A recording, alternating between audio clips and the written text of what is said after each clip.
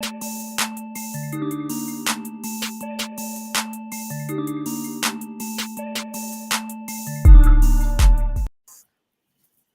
up, Blacksmith community? What's going on? Welcome back. Welcome back home, I should say. This is the Bronze Room. You already know I'm your host, Big Bro Chris. And with me, I got Miss Joy.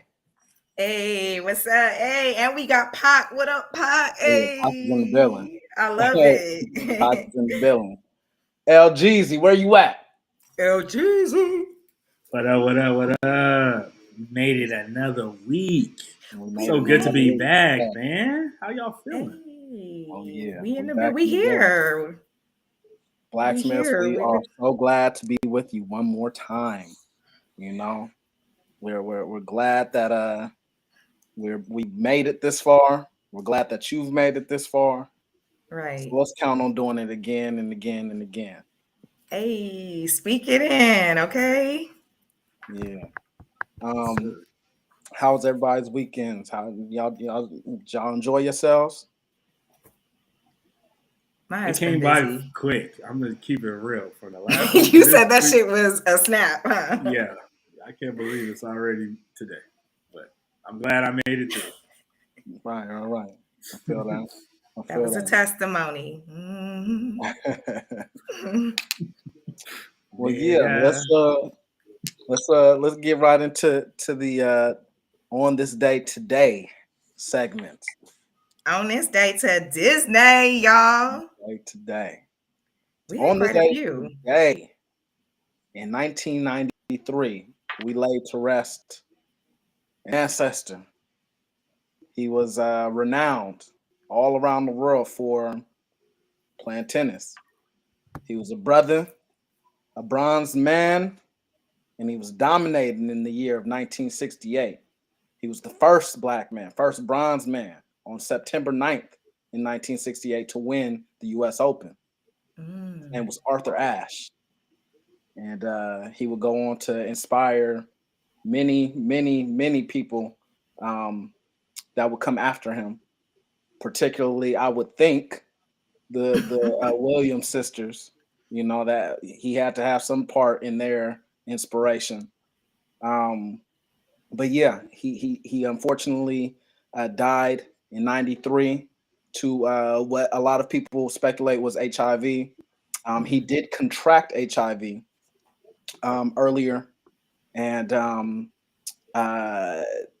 it's speculated that he caught it from an open heart, or not open heart, from a heart surgery that he had to go through. And during the blood transfusion for it, you know, he caught AIDS, because back then they didn't test for AIDS or HIV because they didn't know about HIV.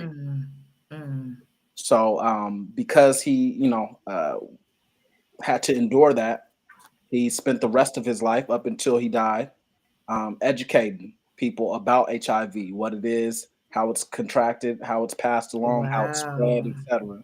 So, you know, he took those lemons and turned them into lemonade, at least for somebody, you know. Yeah. Yeah. Wow. So he actually did. I mean, the tennis is one amazing accomplishment, and then sharing that information is another. Because now we take that for granted in the day and age of social media. But for somebody to be delivering that message without any of those things, wow. Yeah. I'm pretty sure, you know, the clear man took some of those things and regurgitated it through some of the pamphlets we see now. Well, yeah, I mean, back then it was even more important for people like him because of the lack of, you know, the internet and other sources. Right. So, and you know, you also have to take in mind the stigma that came along with having AIDS, and disregarding that stigma so that he could educate people on how they might be able to prevent themselves from contracting it. That's huge. Yeah, and I'm sure people who may have not even known that they had it and maybe feeling certain symptoms or something, you know, hearing somebody share this information, give them strength, you know, it's like, I'm not to say like misery likes company, but if you know that you're not alone with going through a certain something, it doesn't minimize whatever you're going through, but it makes you feel a little bit better. So Yeah, 100%. stretch through. So that's amazing. Wow. Mm-hmm. What Wow. Shout What else? out was Arthur his name? Ashe. Yeah, What shout was out. it? Arthur Ashe. Yes. Yes. Shout out to this man. Okay. Yeah. So, I have a few things to share on this day with my fellow blacksmiths. One of them, which I found quite interesting, was actually on this day of February 6th, the year 1820. Was when the first African American immigrants, well, the first African Americans were actually traveling, were going to be released back to Liberia, even though they weren't from there, but they were going to be migrating to Liberia from New York to Liberia. This is through the assistance of this American Colonization Society, which was a group basically created to basically after slaves became emancipated and they were being born, actually getting their freedom papers and all of this good stuff. When that was happening, they wanted to send these people back to countries and places in Africa because they didn't want them to be here in the US. Now, they say that it's because they felt like, they were so inferior and it just wouldn't make sense for them to stay in this world, to stay in this society. But really, we know the real reason why.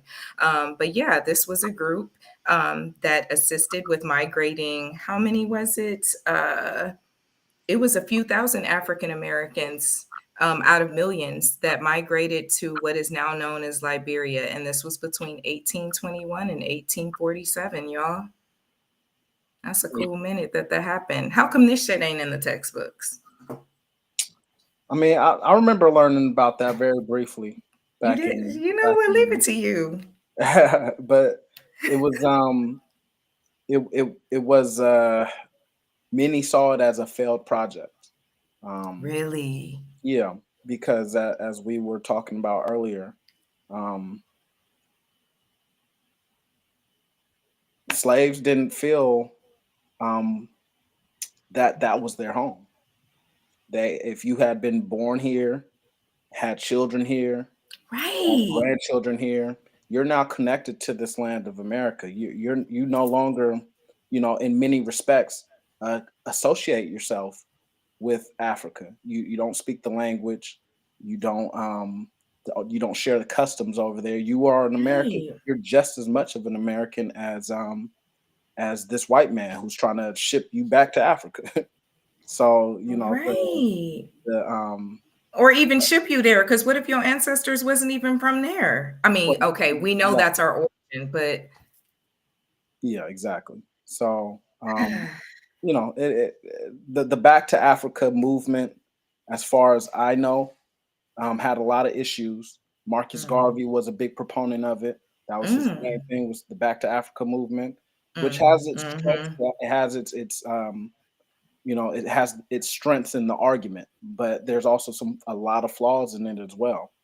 And so Yeah. it's what makes the Black American very unique in the world. Mhm.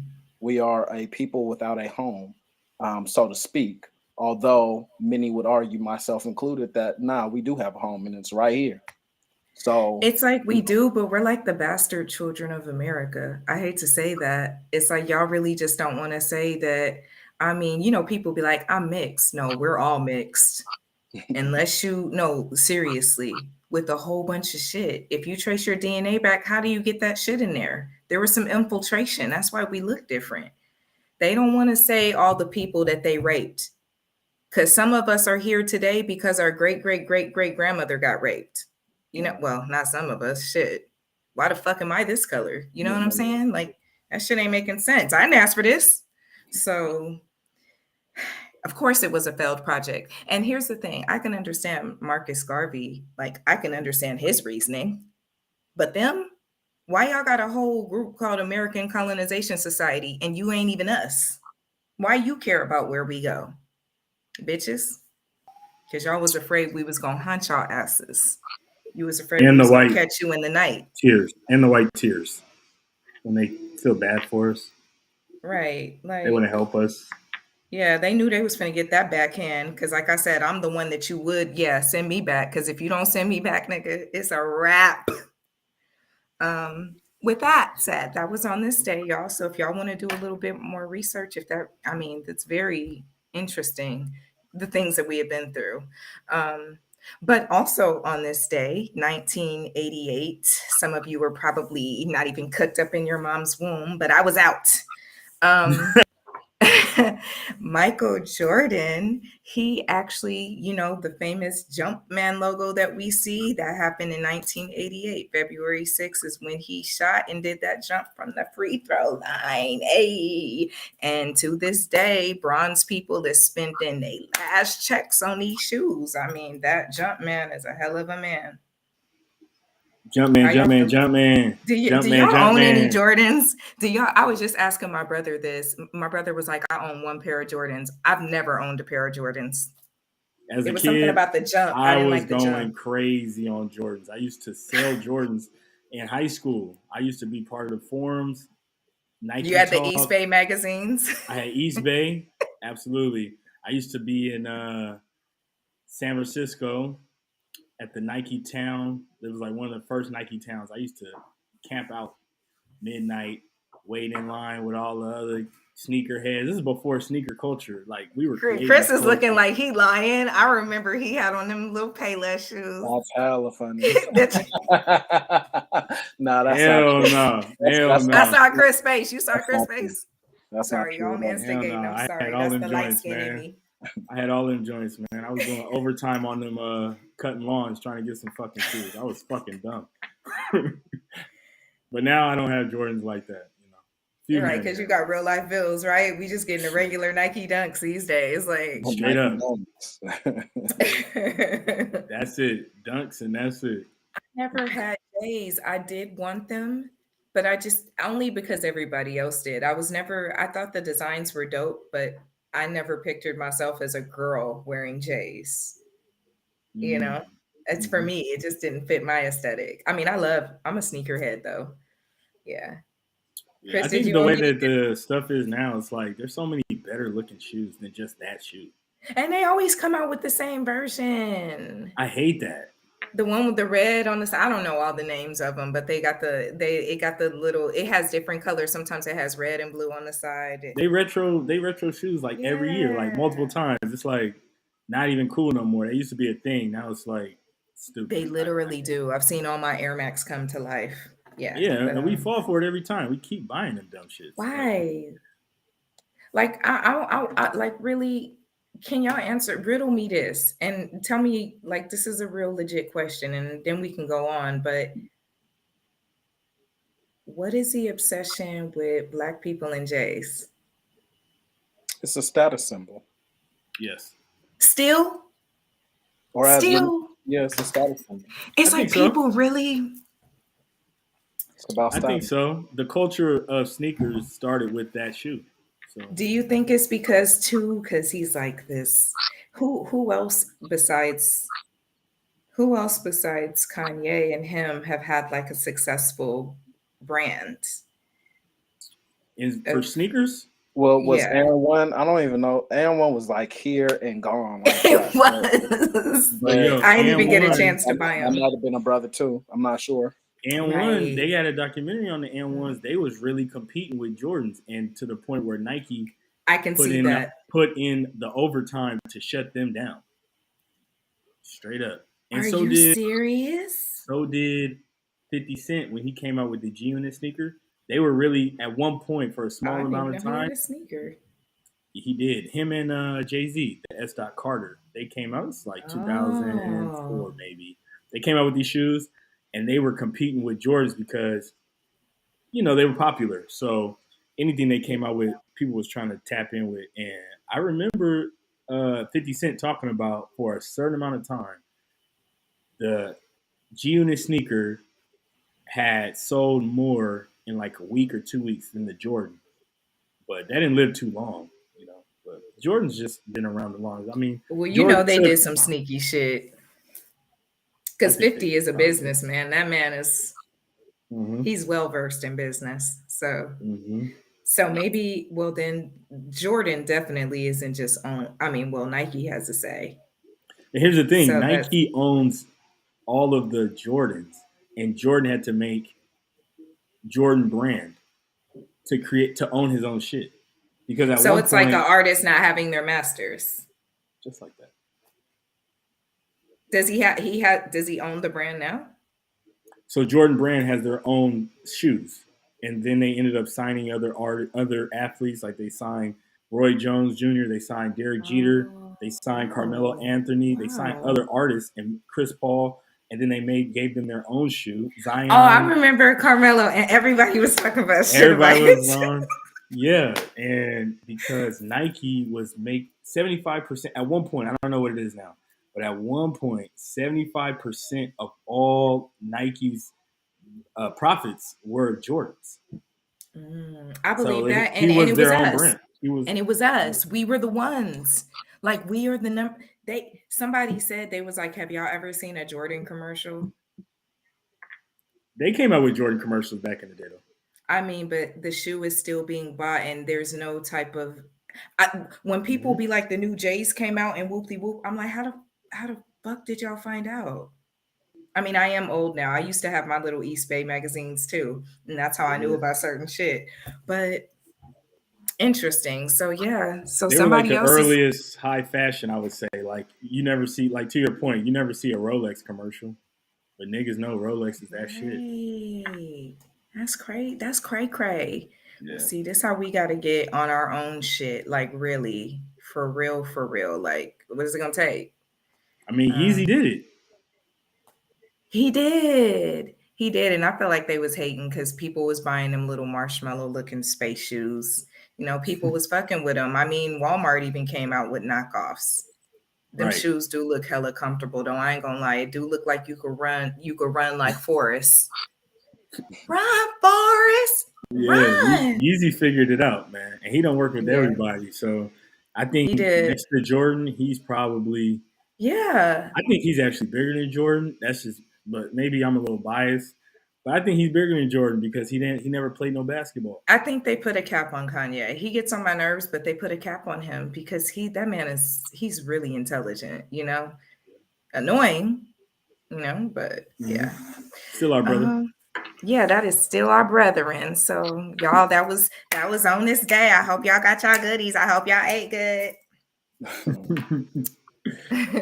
All right, so we're gonna move things along, and it's everybody's favorite segment, hot seat.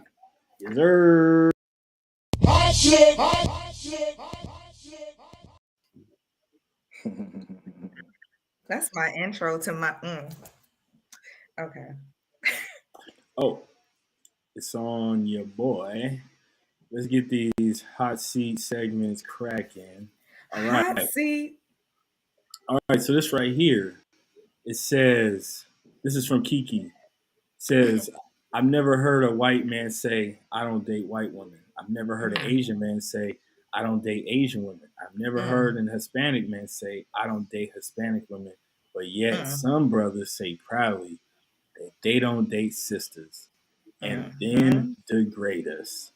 This is fucking facts. I've heard black men say, I will never date a black woman before to my face with seriousness.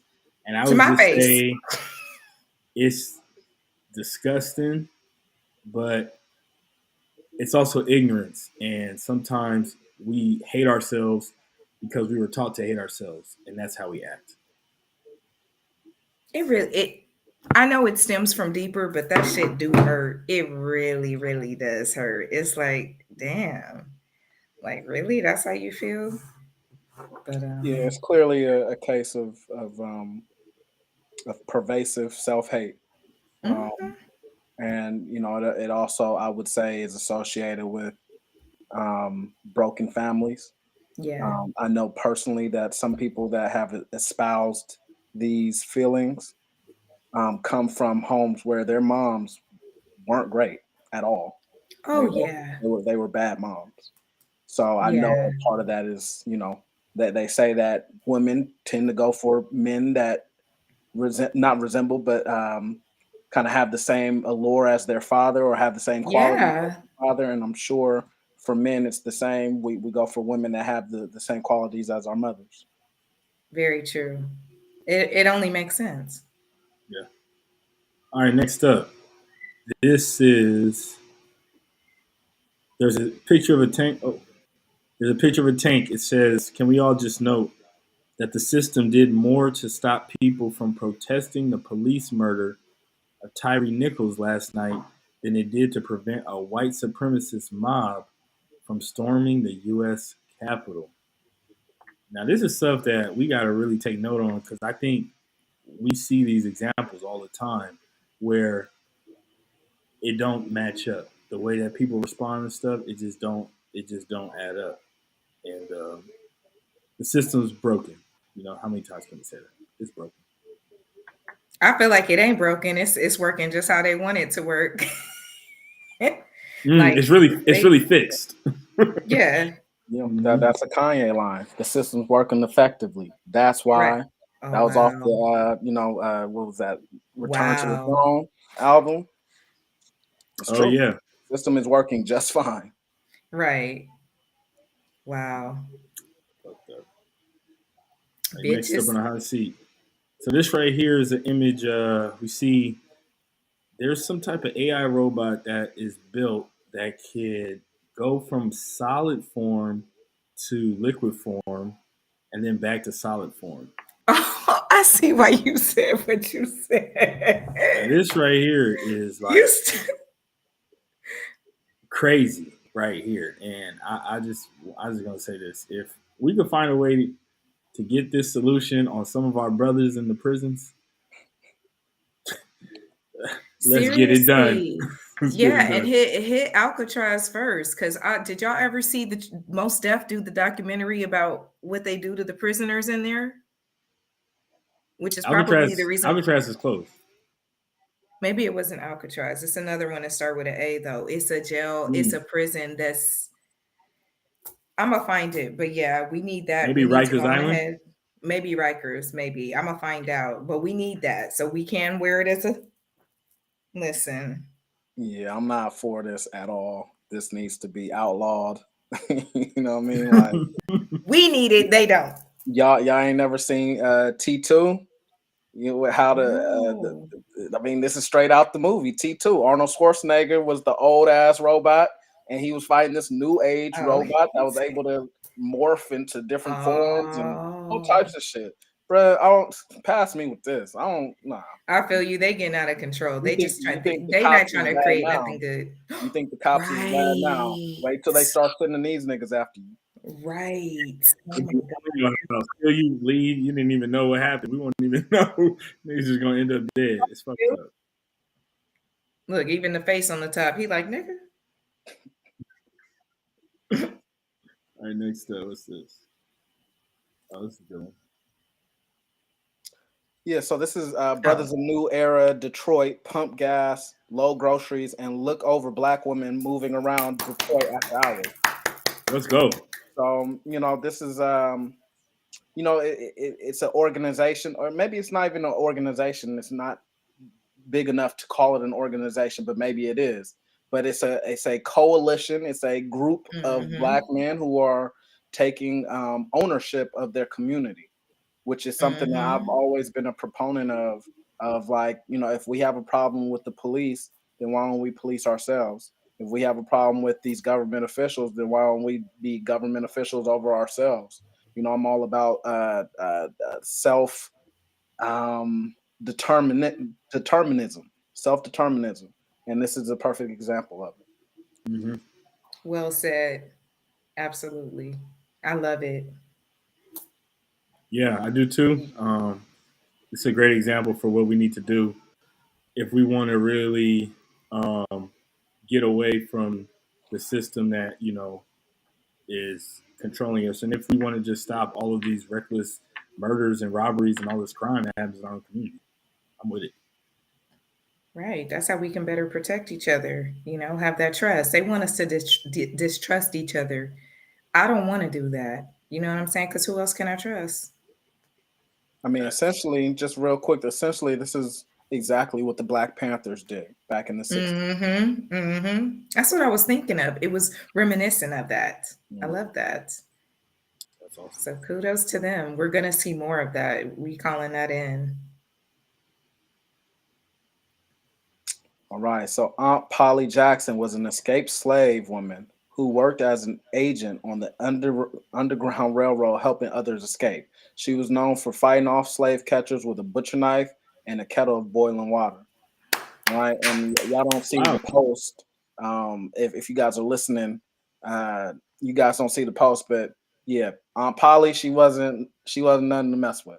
Yeah, her face literally says "fuck around and find out." Right. Nah, honestly. It do. That's exactly what she's saying right there. It So, do. you know, we just have so many brave Mm, figures in our history. mhm. And we need to pay them homage and shed light on them because she's a huge reason as to why we, came up out of our situation that we was in. Yeah. She kind of looks like the Wow. grandma that's in the Tales from the Hood story of the painting. She kind Oh of my looks like god. Oh, Oh, that. you oh stupid. wow. I The know one what with the you're talking dolls. about. I can't Yeah, remember the that one who lady's had all the face, but dolls in that's her lap. funny. I know who you're talking But it looked about. like she's sitting in the same chair. It's wild. She honestly, she's sitting very powerful. Even though she's sitting, she looks powerful as fuck. Like I wouldn't. Yeah, you know she was scaring him. Oh yeah, I wish I could have been a fly on the wall or a easy. mosquito in the air. No, a fly on the wall. Mosquito in there. But for real. Oh my god. 6.25-mile run. Why do some people look so cute when they run? I mean, I've got my... Move, bitch! Get out my fucking way! It's black bitch!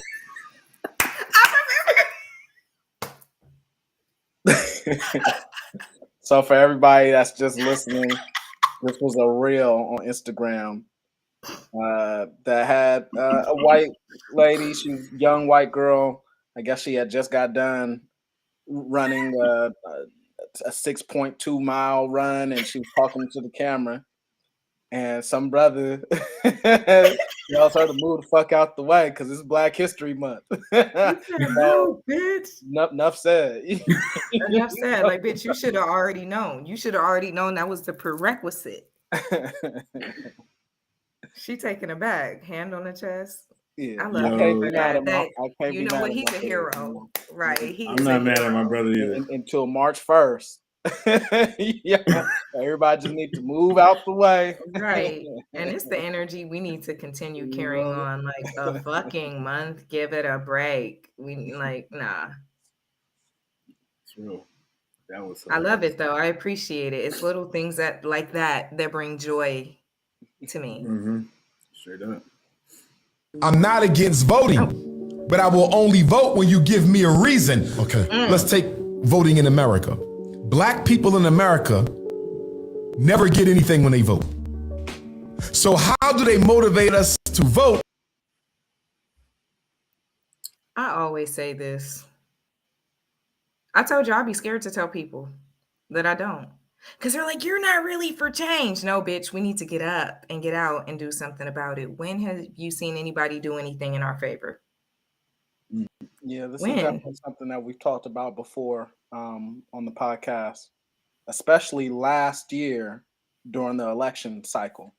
Um, Mm, and I think really the first time that I had even heard of this concept was on the Breakfast Club. It might have been Dr. Umar who proposed it to begin with, but it makes a lot of sense. If you continually vote for officials and laws and legislation that don't serve you, then what purpose is voting in your life? It doesn't serve a purpose. The only purpose it serves is to continue the system that's not benefiting you. Mm-hmm. So it makes sense to kind of to me, and this is a very divisive issue. It makes sense to withhold your vote, and just like the free market, eventually a company is going to come along to serve a clientele who they think they could capitalize on. exactly. But they're not going to come along, like vegans. I always put this example, like vegans back in the 1980s, they wasn't getting no respect. Wasn't no companies coming out with Beyond Meat and shit like Right. that. But because they started making noise and withdrawing their money from buying meat, from buying all these different products that didn't serve them, a company came along to serve them. But Right. you can't expect that to happen if you continue spending your money with a meat company. It doesn't make sense. A politician isn't going to come along to serve the black community if y'all giving up y'all vote so easily. Right.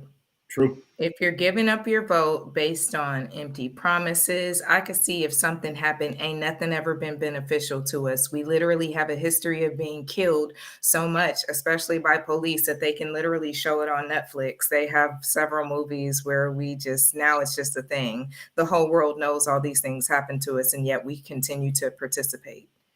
It makes no sense. And then people get mad. It's like, what are you getting mad that somebody didn't vote? Why do they have all these black celebrities pressing us to vote? Why do they care if we vote? Why do they care if we vote? Better yet, because none of the shit ever has anything to do with us. So why does our vote even matter to them? Nobody asked that question. Yeah, I'm with you. We got to be able to really talk to each other before we even go to these polls and say, what are these people doing for us? What are we asking for? I mean, really, they say a few little symbolic things that supposedly are going to help, and they never follow through. Like, so we got to do a better job of catching these. We got to not vote. I mean, they do it all the time. It's like they need our vote, they get our vote, and then they disappear on us. They don't get my vote. I ain't never voted a day in my life. And I never will. And they still won. I'm not mad. I'd be jealous of that. Like, dang, dude, don't be sad. You got that felony. Don't be sad. You ain't missing nothing on that vote. People be like, they fought for us to vote. Like, people fought for us to vote. No, they wanted to be. See, y'all keep thinking you want to be equal. No, you want to be treated with respect, but you can't ask for respect. You got to make a motherfucker. People say you got to earn it. No, but if I'm standing here and I'm being respectful and you still choose to disrespect me, no, motherfucker. Mm-hmm. Like, and that's what we need. We need nuts. We need power. We need to not vote. Okay. Sorry, I got carried away. What does it say? On this day in 1960, 4 black college students staged a sit-in at a whites-only lunch counter at Woolworth's in Greensboro, North Carolina. They sparked a national movement across the country. Instructions were simple: sit quietly and wait to be served. And I love that. I saw that earlier in the week. I'm like, yeah, all we would have to do is sit there. Mm-hmm. Like, literally, we were a threat just sitting there. Yeah, we a threat just showing up. 90% of communication is not vocal. Facts. You could say a whole bunch just sitting there. Very true. Not doing nothing. We could speak volumes by very little action.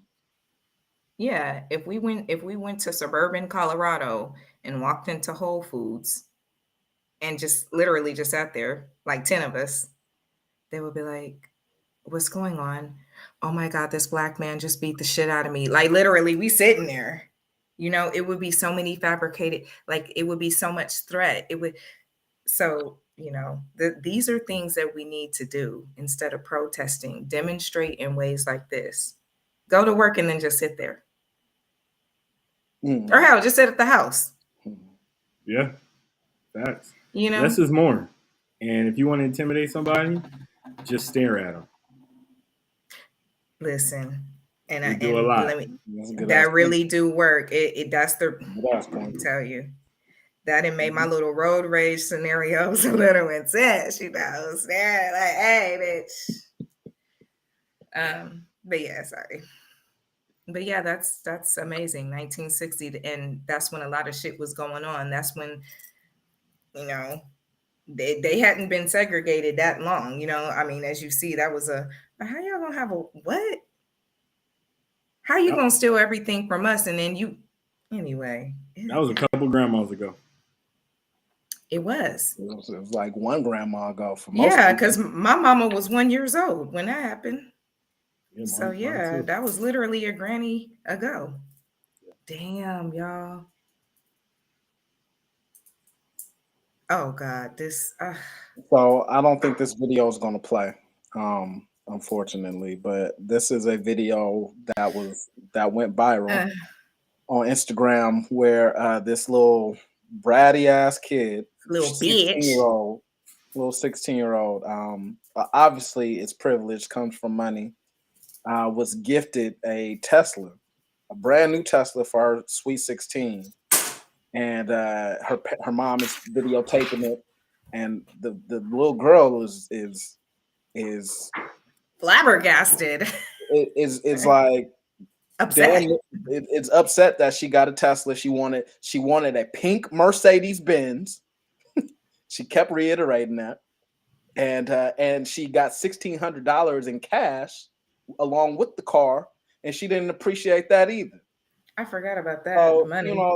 it's just privilege. It's sick, disgusting privilege, and she needs her ass whooped. Right. I mean, she literally Whooped. look, not even a thank you came out of her mouth. Not one thank you came out of her Not mouth. thank you. I mean, you could have fronted for the camera. Yeah. It's just the nerve. It's like you definitely didn't do anything to deserve that. That's why I'm gonna do, if I ever have a kid, my kid gonna get the same thing I got for my first car. We gonna find you a 1992 Saturn. God. Woo! 1992 Saturn. We And they gonna better be find great. it. We gonna find it where it might be one left in Alabama somewhere. We gonna find it, and that's what you gonna drive. You're not getting no brand new car. How you not appreciate that? But To it's me, that crazy. says more disrespect for the parents than really about the car. How you even gonna talk to your parents like that? Right. I mean, yeah. Well, she clearly let her because that first of all, that wouldn't have even made it that far with me. I mean, my mama would have been choked me out, slammed me to the ground, and tie me up talking disrespectful like that. I would never even think about talking to my mom like that. I would drive Ever. that Tesla every day and never let her sit in it. I'm going to the Exactly. store. You want to meet me there? Where you trying to go? I'll meet you there. I'll see you there. Hey, You could walk, Ho. you could walk everywhere. Oh, Uber. I'm Yeah. not Uber. I got to pay for this car. Pay for your own Uber. Yeah. Like, how do you? I was like, damn, I wish that lady could, like, give me the Tesla. Like, I'm through the screen. Come That kid send is way it. too comfortable talking to their parents Right. like that. But she could stand to walk. She look a little hefty. She need to walk. Like, you need to walk. She got a couple things delivered to her. Look like too many Well, things. yeah. I mean, and just real quick, nothing's going to change for that family because she was raised to talk That's like what they that. do. She was Yeah. raised to have those type of expectations. Mm-hmm. So obviously, she comes from a family where she's catered to, and they probably didn't punish her at all. They probably took this motherfucking car back, and got her that pink And got Mercedes. a pink, right? Her pink Mercedes. It's a goddamn Sick. shame. Sick. Study shows that people who believe in astrology, why would I have to read this? Study shows that people who believe in astrology tend to be less intelligent and more narcissistic. Lies. It's lies. I mean, It's funny. it might be true with modern day astrology. I could see why they say that because people tend to not take accountability in certain things and be like, well, my sign, we're known for being temperamental or we're known for being this, when really it's certain characteristics that you have that correspond with the stars, the nature and the celestial world. When you have those characteristics, they're influenced in certain things that you do in your daily. You might do them in your daily, but that doesn't mean that you're that. And I think that that's why they say that. But y'all, just so y'all know, Blacksmiths, astrology derived from African Scientology. This is not an opinion, this is pure facts. Even plants have a zodiac because they have to be used during corresponding seasons in order to help to heal, and they have to know the characteristics. And how do they find out the characteristics? of that plant through the zodiac of that plant. Just FYI, everybody uses that. So don't let these studies trick you, because if that's the case, these elite wouldn't be using May as their money month. Taurus, that is ruled under Venus, which is love, money, all of that. And whenever they change shit, whenever they're doing any type of financial updates, fiscal, all of that, everybody, corporations, they do it in May. So Yeah, that's what I have to say about that. Y'all set me up with this. I think this is a funny post. I think it's a funny study, because obviously they wanted all the smoke. Like they knew They did. exactly what they was doing by publishing this. They knew Bitches. that people that follow astrology, which there are a lot of them, were going to take up arms with this publishing. I find it funny though. Could it be true? Possibly. Yeah. Not to speak.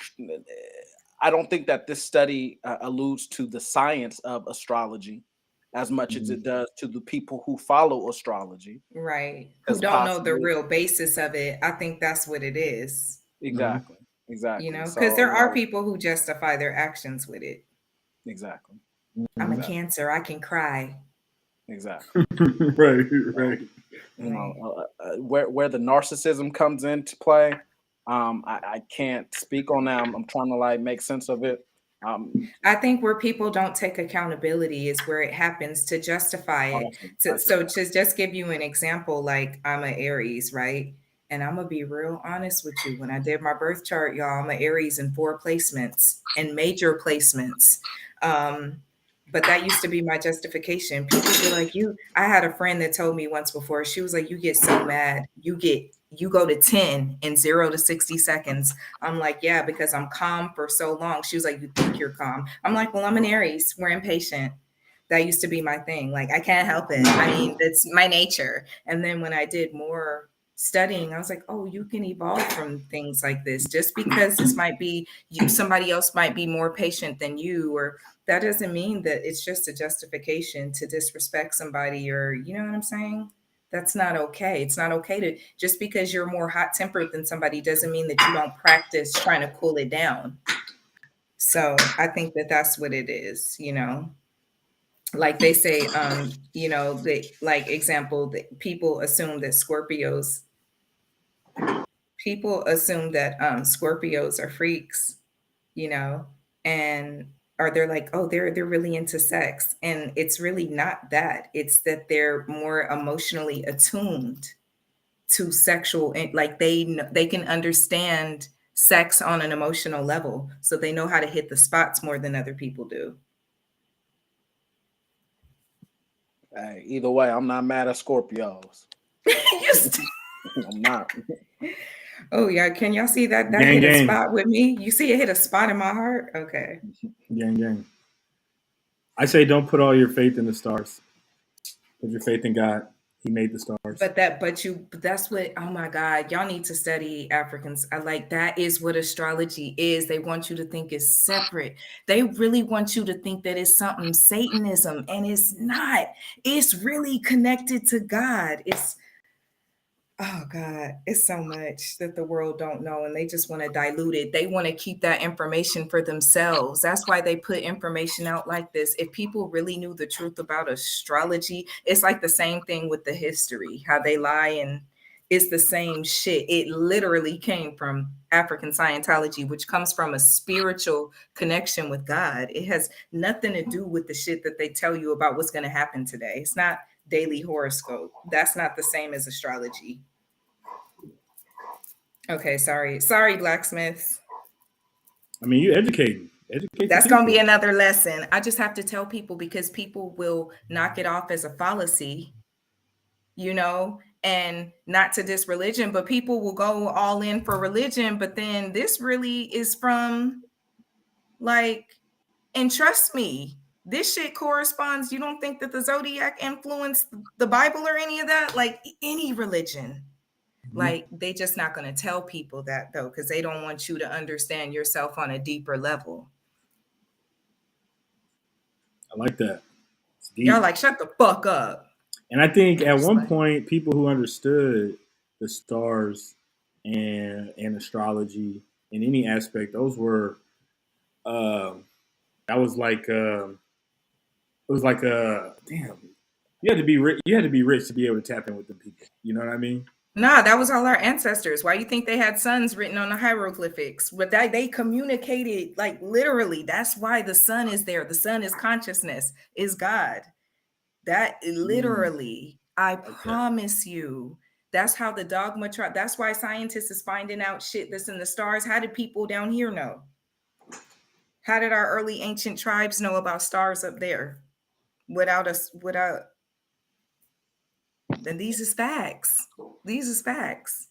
I gotta find it in the book, y'all. I was trying to look today. Okay, I guess we can go on to the next one before I give y'all another 5-minute lecture. A picture of Trayvon Martin at space camp.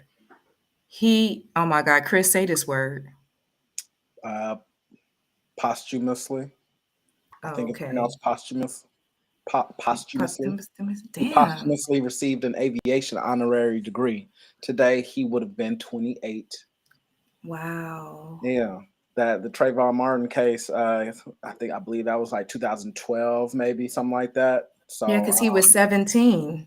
Yeah, so this was more than 10 years ago, and you know, he was a adolescent or a teenager, and today he would have been a full grown ass man had he not been killed.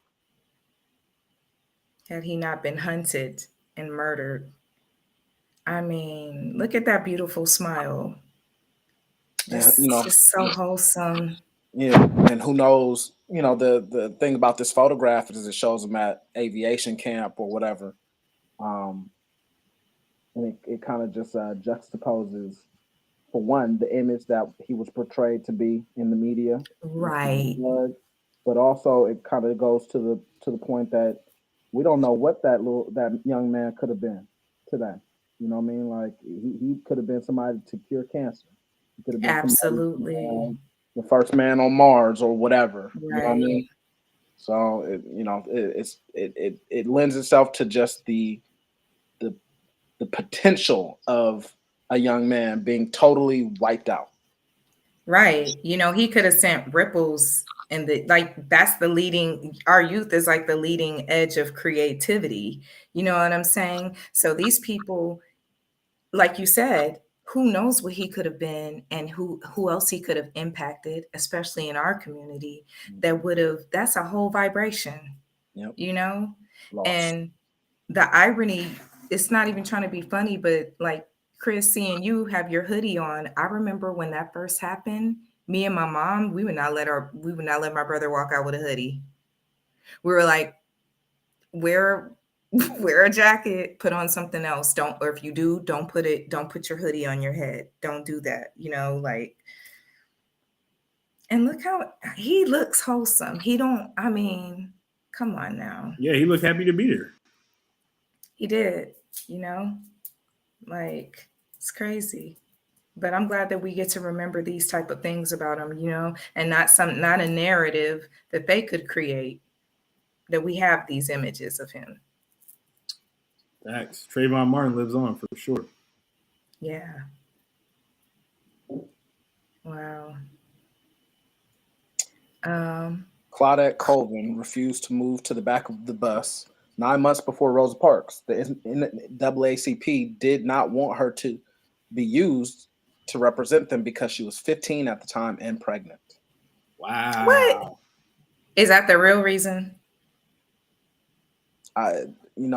Either way, I think the point that we could all walk away from this post with is that one of many, I suppose, is that when you're trying to spark a movement, a lot goes into it outside of just the raw passion. You know what I mean? A lot of the stuff that goes on both domestically and in terms of foreign affairs and in terms of community activism, it could be tactical. strategic. Doesn't have to be necessarily we're the targets of advertisements and marketing 365 days a year. At every moment. At every moment. So if you want to make an impact in terms of a movement spark, gaining a spark, it makes sense to plot it out strategically and move accordingly. And that's what our ancestors did with this move, and it worked out. So, it's something to walk away with, just something to think about, at least in terms of sparking the next movement. That is absolutely something to think about. And I think that's probably one of the most wonderful points I've ever heard in my life as far as addressing something like that. It's always when something tragic happens and then we move out of outrage or passion. But during that downtime, it's time to put things together. Like you said, they out here planning things right now, constitutions right now, how clever ways, like LJ said, how they over there taking people's names. And I'm Native American. You know what I'm saying? You're doing all of this. It doesn't have to be this great master plan, but we need to at least, it could be something simple, but we need to come together and actually talk about it so that we can execute it in the right way, just like everybody else is executing shit. They ain't even executing shit with precision and perfection no more. It's just easy to do it to us because we're not doing anything back. We're not planning, and they know that. We're consuming. Yeah, that was a good point. Wow. And you know what? Kudos to Miss Claudette Calvin. I had heard about her before this year, actually. I never knew, unfortunately, me as a Black woman, I didn't know that there was somebody before Rosa Parks who had done this until like this year or late last year. I was like, what? Somebody else? So, yeah. Which goes into what you were saying earlier about history not being really told truthfully.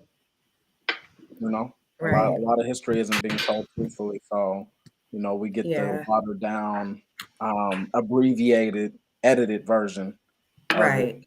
it. But not only did Claudette Colvin not move before Rosa Parks on a bus when asked to do so, there were like 2 or 3 more examples that I learned about recently, I think in this post, that, people, this had been an issue for a while.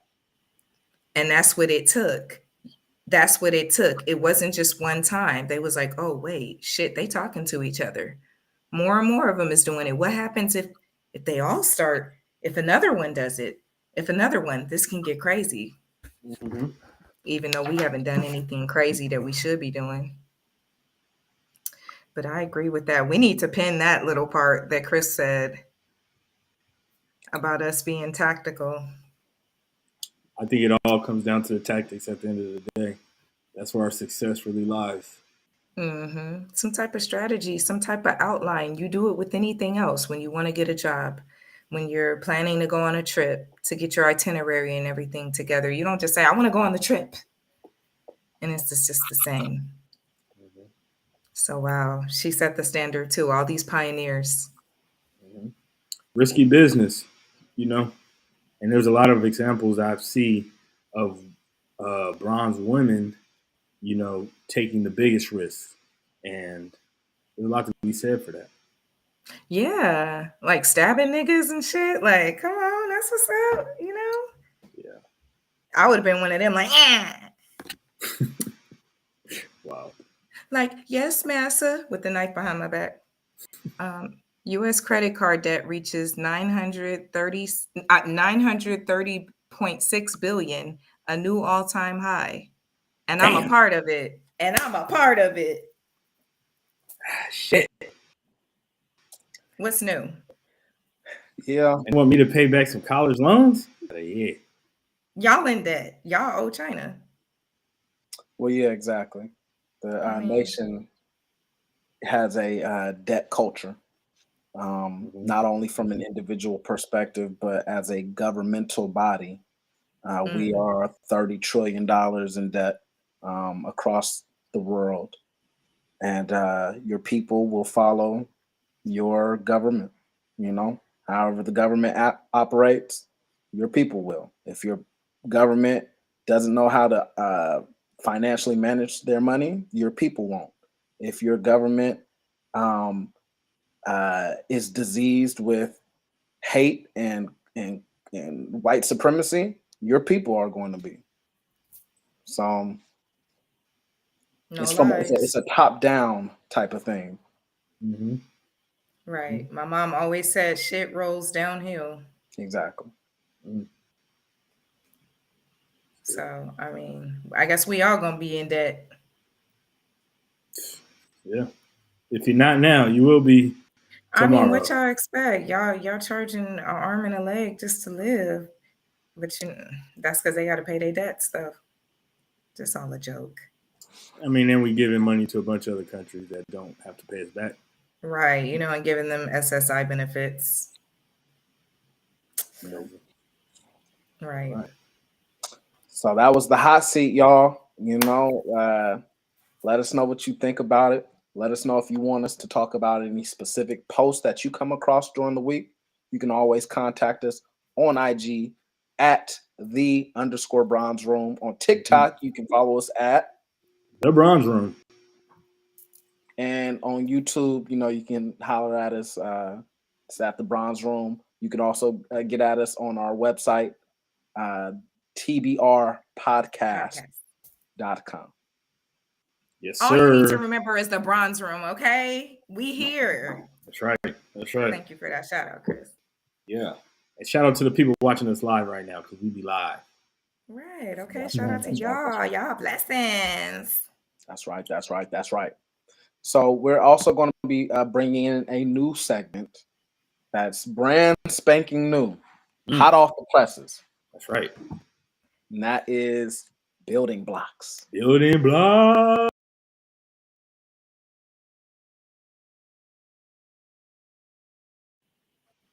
I'm gonna put some music to that or something. Because we building things and such. You know what I'm saying? It's Yeah. part of our culture. That's something that we need to do. We got to build each other up. Got to build that foundation. That's right. That's right. So with that said, y'all, or you gonna say something, Chris? Not at all. Okay, you be taking the lead. So with that said, some of the things that we wanted to talk about for this building blocks was one of them being talking about the impactful ways that we have helped each other. A lot of us today in this world, especially with social media, just really influencing our thoughts, our feelings for one another. In particular, y'all know Blacksmiths, I'm talking about bronze people, bronze men and women in particular, how we're coming at each other. It's not cool. It's not cool. So this episode, we want to highlight some of the amazing experiences that we have had with the opposite sex. I have countless examples, but one of the things that I hold close and dear to my heart is that I've had a couple good, solid homeboys who have always, and they're brothers at this point, who have always given me solid advice in life. I didn't have my father growing up, unfortunately. It was just my mom, and not many father figures like that that really actually spoke with me. And so I didn't really have that guidance from a man as far as growing into a younger woman. But luckily, I did have a couple of homeboys who were my age, peers who are my age, and have definitely given me so many words of wisdom, have really been there, even going through heartbreaks, and just really loved me on an intimate level with no romance, like not even on no romantic shit, just words of encouragement, of reminding me of the queen that I am. Like, you can do this. You got this. I'm here for you. Look, you want to come over and watch anime? Even on that type of shit, just to have that closeness with a divine masculine who actually cared. So luckily, I've had influential people who have really had a good, solid heart and picked me up when I have been down or even just been there. And I would have to say that it felt good. And I don't feel like no other kind of man, no offense, could give me a love on that depth. I hope that makes sense to y'all. It's just I don't feel like anybody can love me deeper than how bronze men have. Yeah, I don't know about bronze men loving up on me, but as far as bronze women, that ever since a kid, that's something that was always facilitated love for not only me, but I feel like Black men in our community. Um, Hmm. you know, I love that. I mean, from the time I was little all the way up until present day, there's been just so many examples of random expressions of appreciation and love for me from strangers, from Black Wow. women. I remember maybe 2 months ago I was in Macy's. I was shopping for something, or actually I think I was in there asking where the bathroom was. So I walked up to her. She was behind her register, and I was like, "Excuse me, can you show me where the bathroom is?" She said, "Oh my God, you have such beautiful skin." And I was like, Oh, and I I was so love touched. You know what I that. mean? I was so touched and Oh so my gosh. appreciative of, because she didn't have to Right. say that. She didn't have to say that. She could have been like, "Yeah, it's over there," and went about her business. But Right. me, my experience with bronze women has always been one of appreciation and acknowledgement. You know what I mean? Mm. To be honest, and this is unfortunate in itself, but it's also beautiful. I get more acknowledgement and just uh, signs of acknowledgement from bronze women than I do bronze men. And a part of that might just be Um, masculinity in itself, which isn't necessarily on its face a bad thing. But yeah, women have always been not shy in communicating with me, even if they don't know me. And I I think that's love such a that. strength in our community. You know, Wow. And that says a lot about you too, Chris. That says a maybe. lot about you too. No, seriously, you have a good aura. You really do. Like you're respectful. Y'all, blacksmiths, these men are respectful. These are two influential Black men in my life too. Y'all are definitely. I think that's what it is. You have a good aura. You care, and maybe that is from if you grew up in a nurturing household with your mom and everything, because it just that vibration just goes to you and goes back out. So maybe it's just even the way you carry yourself. They feel comfortable enough to say, man, I feel like your Yeah, energy says a lot for you, yeah, and I won't dispute that. And but Yeah, the key to that cycle being started in the first place is in putting or investing that love into me to begin with. right. So Wow. therefore, I Mm, I I it's a put it out cycle. there, and then it comes back. But it was started by Hmm. a Black woman.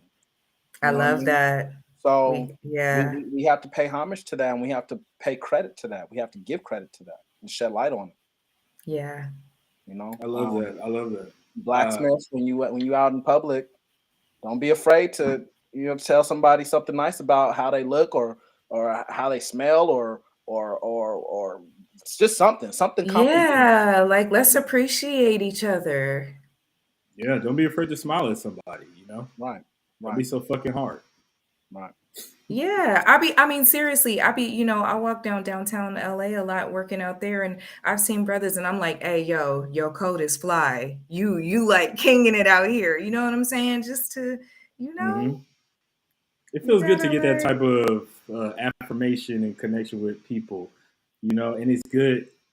It's even better when you can give that to somebody and then you see Yeah, I don't want to say it's a weight, but when you could tell that people didn't expect to get that from you, but then they hmm, got it, it's just like, oh man, thank you for that. We need more of that stuff. And especially when we see each other, like when we see each other, right, right.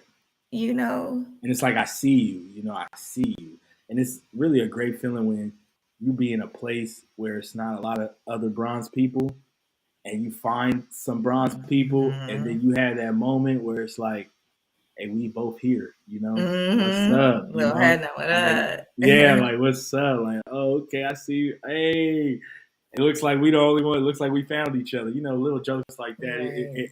it always brings us back home. Like for me, it always is like, okay, That's so it's true. gonna be okay. Like we understand what's going on right now, and it's kind of like that unspoken language that we got. I love that. I love those moments. I don't look for them, but when they happen, it's like, oh yeah, this is cool. I don't have to be so tight. Looking over my Yeah, we shoulder. need more of them. Like we need you know. Yeah, So yeah. Make sure you say hi to people. Show some love. yeah, but not just even saying hi, like really, because we need to realize that our similarities are so much more than the differences. And I'm really speaking to bronze men and bronze women. All this finger pointing, that doesn't get us anywhere. And at the end of the day, the puppeteers are laughing. They're looking back, they're throwing the shit, and then they're like, look. And we're getting mad at the wrong people. We need to be mad at the people who have whole doctrines written on how to separate us and do this shit. Mm, This is mm. literally a whole, Chris, you were just saying tactics and all that. They're Jim Crows. You know what I'm saying? Y'all literally got a whole doctrine. So we have to realize that and redirect our anger. And a part of that can come from planning and loving each other. And because when we can establish that, we can establish a trust. I feel like there's such a big distrust. And I don't know if it's let me ask y'all this. Do you think it's more than what it is because it's shown on social media, or do you really think like we're really like Well, it's definitely getting exaggerated on social media, but I think that it started with there being a very real division between the sexes, and mm-hmm. it's just getting more and more exaggerated. Because I was watching a video that was talking about with social media in general, people feel more free to express things that they would not otherwise express if they were face to face. Mm, Mm. So, mm, that anonymity or that distance makes people feel like He-Man and shit. And so they feel emboldened to say whatever they feel. Um, but you know, I do think that there is a division, and yeah. unfortunately, although the social media expression isn't real to begin with, at least the exaggerated expression of it, it then gets interpreted as real. So people start to act on those roles Mm, that they now perceive as a thing. mm, If that makes sense. absolutely. That absolutely makes Wow. sense. Wow. So social media is Mm, definitely it mm, is problematic for sure in regard to mm-hmm. divisions being uh div- being heightened, you know. Right. Um I see what you're saying because people are taking those narratives and they're putting them in their households. You know what I'm saying? I wouldn't be, I mean, people have literally broken up over, and I'm sure just having an argument over the battle of the sexes. We don't need to have those arguments, because they actually don't matter at the end of the day when we're the target, no matter what the sex is, yeah, That's a good exactly. point. you know? Yeah, that's a good point. I think along with what Chris said, even before there was social media, because if we really think about it, social media hasn't been around for more than 30 years, but there's been consistent attempts at dividing us longer than we've been alive. And Mm, I think a lot of it has to do with who you listen to mm-hmm. and where you get your information from and the examples that you see day to day. You know, it's, I don't know, something worth talking about and working on, all the time. But I really feel like overall, it is getting better. And we are getting at a place where we can be a little more transparent about who we are.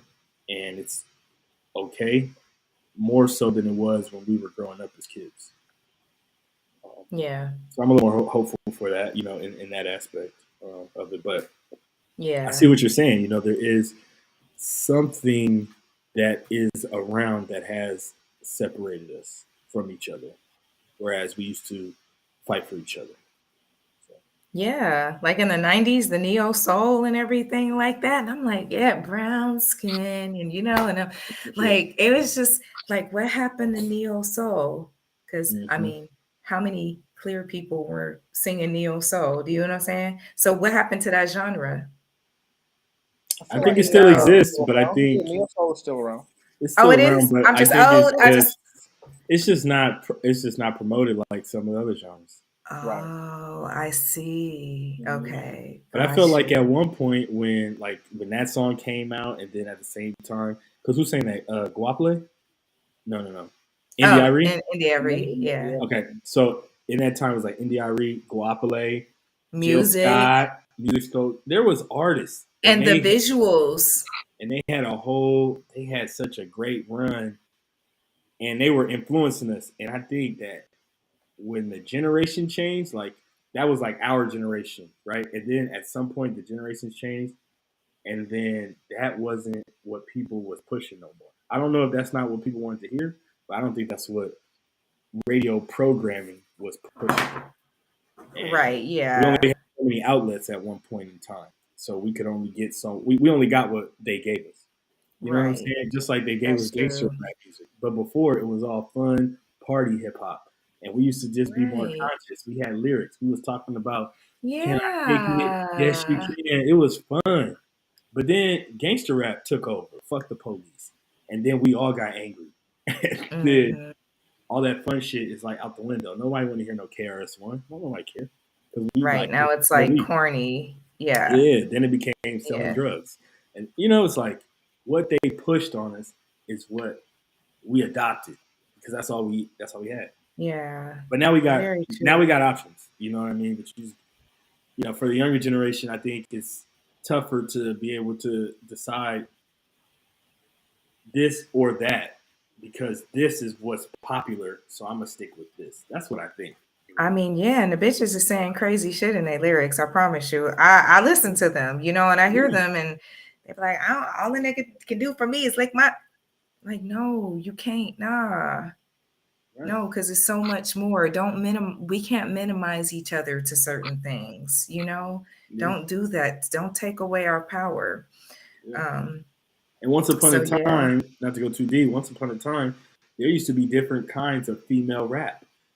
There was a Queen Right. Latifah, there was an MC Light, there was a Yo Yo, and there was a Little Kim. Now it's like you got to be Everyone's Little Lil Kim, Kim. or you ain't gonna be heard Yeah. because that's what They they all pushing. that. You had Mm-hmm. yeah, you are so right about that. That It's so is crazy. everybody is just the same person, even on the Mm-hmm. male side. I mean, you have your genre, but everybody, and Yeah. nothing is on a real intimate level with each other anymore. You know what I'm saying? Like you ain't singing your heart out about somebody. I mean, I Mm-hmm. guess they do, but I it think ain't you're right. like Even when somebody like Drake, who is a good rapper, good songwriter, or whatever, he sings in his lyrics, but then people hate that he's a singer. But then they mad because they say that other people write his lyrics. It's like you don't want him to be. People just don't care about him being his true self. He could sing about how he's hurt, but don't nobody want to hear that shit. right, So then when he right. raps and he's an aggressive rapper, they want to talk about how other people write those rap Well, bars. that's You know? again, this is all stuff that's not true that people perceive to be true. I Mm-hmm. mean, from what I remember, the whole, or at least as far as I'm concerned, the whole reason Drake is as big as he is because of them soft ass songs. Right. Well, yeah, Right. true. And I would say that's because women buy music and women, Exactly. So obviously, right? obviously people do listen to the shit, and there is no need for him to jump around I from see what you're saying, Chris. Mm-hmm. to being a hardcore rapper or whatever, Yeah. embracing that persona. You're already selling hella albums. Now you can get Right. respect in both realms for sure, but what I mean, to say that nobody's listening to it is an understatement, and it's actually just false. Yeah, You I think know, it's just more about I would say the perception and the criticism I know what both of y'all are is saying. that is Yeah. like sometimes you can't win for losing. That's all. No, yeah. I know what you mean because people are definitely listening to those songs, but they're just not going to reflect that in, Mm. you know, they're not going to reflect that in the media. You know what I'm saying? Like, come on, I want another song like that song. Girl, you know I Oh love yeah, you. oh yeah. No and I know that song, y'all. Let me tell you. No matter what you do, and okay. But I'm just saying, like, that type of passion for each other, that's real. And I feel like that's where some of the frustration comes from. What we really want to say is, I love you. I love you, bronze man. I love you, and teach me how to be there for you. I've lost my way a little bit. Teach me. That's what we want to say. Now, I know I can't speak for every woman, but I do feel like we've all kind of lost our way in some form or fashion because we've lost tradition in our culture through just being here. So I feel like even on the intimacy level, that definitely affects it. But we can still recreate something in this. We can bring that back to life. It's all in us, and I just refuse to become a part of the narrative that, oh, they hate each other or this and that. No, no, you will never. I could never. So Yeah. If we're going to talk realistically about the state of men and women in our community, the bronze community, um, LJ, I wish I had the same amount of hope as you do, but Chris, it's pretty bad right now. it is. All you have to do is look at the divorce rates. All you have to do is look at the marriage rates. All you have to do is look at the rate of Black men going outside of the community to marry women. I know it's Um, heartbreaking. and you know these numbers are not promising for a bright future in terms of the community. Now, as far as holding Yeah, on to hope that it's going to right its way around, I'm all for that. But as far as where it's headed, it's not headed in a good direction. Um, Right. I'm with yeah, you. I'm with you. And I think it just takes more examples of seeing what you want or what you think is the going to be the change in order for you to believe in the change. Because we could yeah, see like the all men at the day. gas station. Right. well, Right. and a big problem within this whole issue is that we're not seeing that. If you're born into a single parent home, you're not getting Right. the example of a man and a woman coming together despite their differences and making it work. You're not getting that. What you're seeing right now in a lot of households in our community is one parent doing it all. You know what I mean? One And parent so, doing it all and sometimes having resentment towards their yeah, child because of it, exactly, exactly. unfortunately. Which is where you get a lot of these brothers who will openly say, "I do not date Black women." Mm. Because they were raised by Black women who, for one reason or another, this is not all Black women. This isn't even most Black women. This is just a number of Black women who aren't able to have it all together and aren't able to do it very well because it is a very hard job to raise children by yourself as a single woman. It is as a single Yeah. man, as a And then single that man. person is your ex on top of that. I was telling my mom, I was like, I don't think people realize, like, people be saying baby mama, baby daddy, but that person was once somebody who was with you. Now, this is not always the case. Sometimes it's a one night stand, but sometimes people been with each other. They have someone's baby. So you dealing with a heartbreak, that trauma of you're still connected to this person through a child. The child looks just like this person. You know, I'm not trying to be funny, but my mom ran away from my dad. That's why I never knew him, because he was abusive.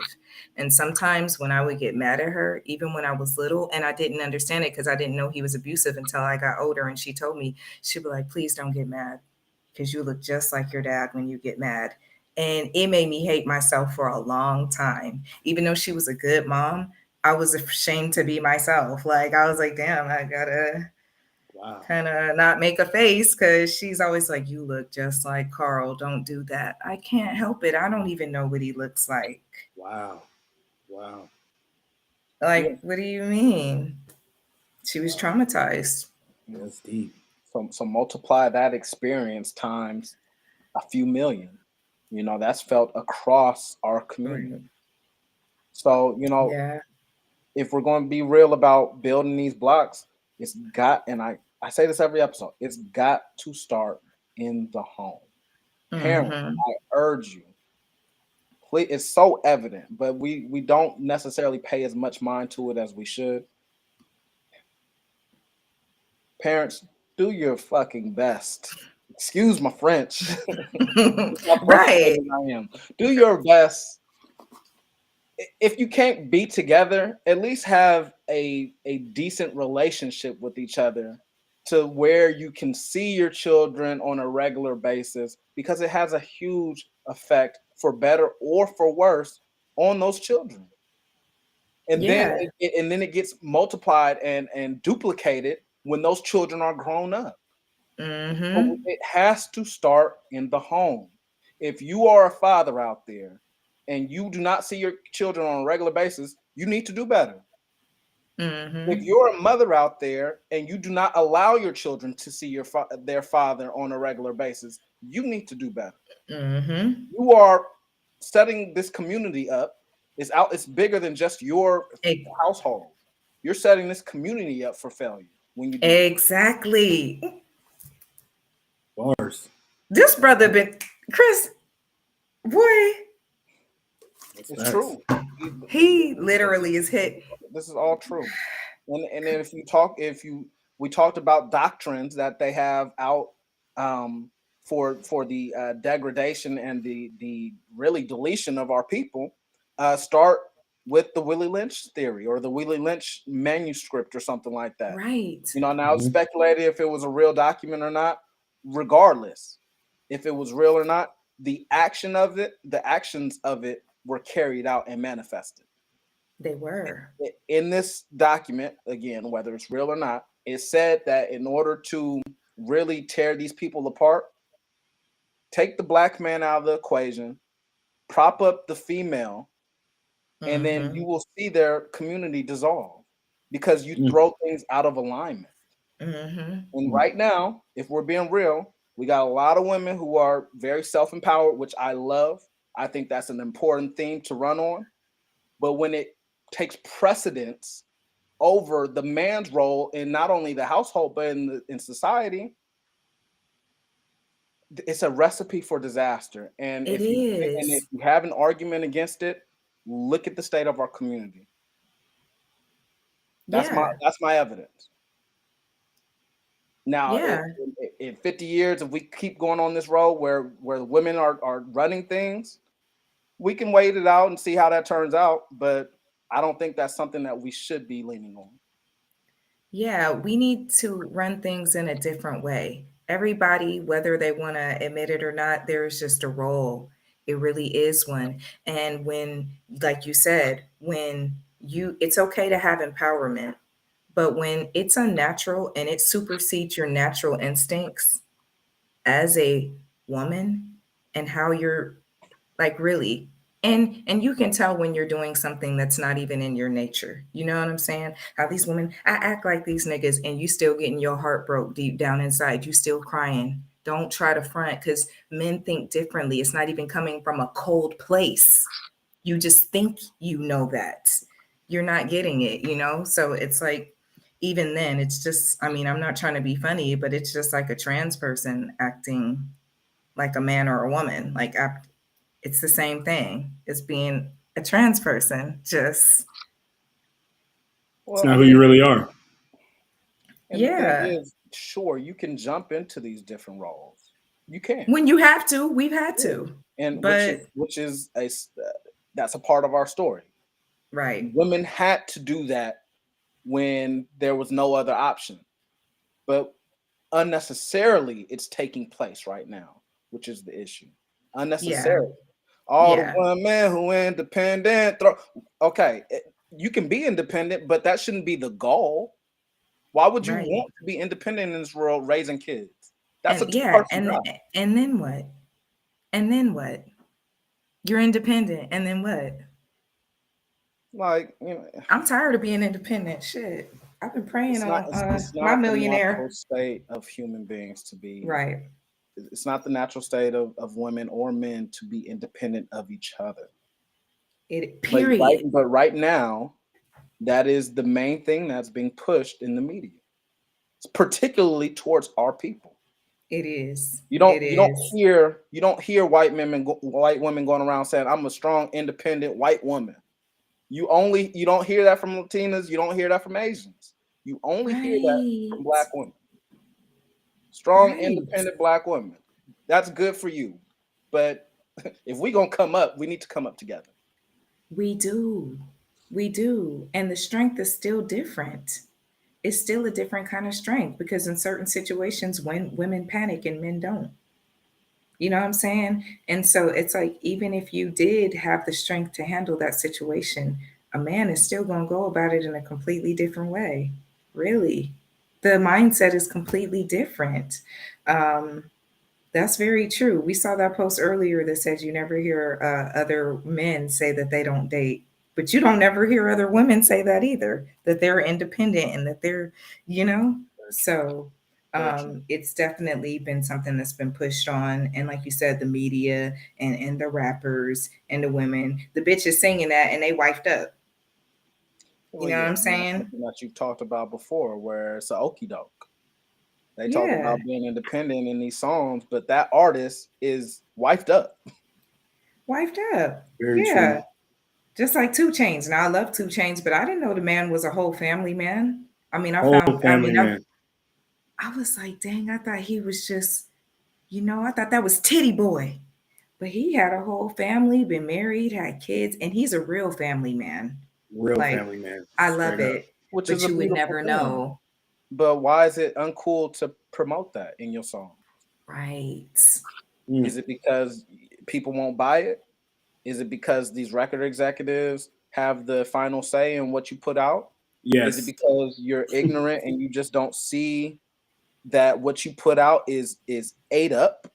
You know what I mean? It's not just music to a lot of people. This is a lifestyle for people. Oh, it really is. It really is. Music definitely connects to the heart, and they know that, especially with us. You know what I'm saying? We're picking it all up. So, with these building blocks, yeah, we need to definitely encourage that. We are encouraging that, y'all, like LJ said earlier, when you see a fellow brethren or sister out, whoever, holler at them. If your heart speaks to you, don't be afraid. You never know how you might turn around that brother or that sister's day. Maybe they felt worthless. Maybe they had a bad experience with somebody else that day. And I'm sorry, but that's a definite ego boost for me when it comes, you know what I'm saying? Having that from a person that looks like me. So and if anything, and if you don't have anything, if you can't think of anything nice to say, or if you haven't seen that, do your best not to say anything fucked up. Don't add to it. If you ain't got nothing nice to say about no black man, black women, don't say nothing. And the same thing for black men. You ain't got nothing nice to say about a black woman, then keep it to yourself. You hold that trauma in and do what you will with it, but don't give it to us. Right, right. And you know what? I do have to apologize to my blacksmith community. I think I might have gone off the rails a little bit Oh and shit. and went in more on black women than black men. And that shame on me, because No, honestly, Chris, you're if good. I had the floor, I could go in on black men too. So I'm not trying to take sides. You know what I mean? We all fucked up out here. But We it's are. not taking sides. You're allowed to have a voice. You're safe here. We know you're a respectful man. Sometimes we need to hear these things. People always talk, men can't speak on women. Yes, you can, because you're experiencing us in a different way that we experience each other. You can. As long as Yeah, it's and we not need to what you hear that. say, is how you say it, Right. That's as right. you would say. And That's we need right. to hear So those perspectives. It's we important. do. You were Yes. absolutely respectful. Don't be afraid to say that on this platform. We need to hear it. You ain't saying it like Kevin Samuels. I mean, Rest may in he peace. rest in My peace. brother, my brother. May he rest Rest in in peace. peace. The GOAT. Yeah. Go. The I mean, I GOAT. ain't gonna say the GOAT, but he was definitely making some different. Golly. And you know what? There's some conspiracy behind that, but we'll talk about Oh that on yeah, for another. sure. Easily. I want to talk to y'all about that on I like the to hear that. Blacksmiths. Yeah, We'll at some come back point. to y'all on that one. Yeah, Mm. Mo was telling me. Mo was like, what happened? What really happened to him?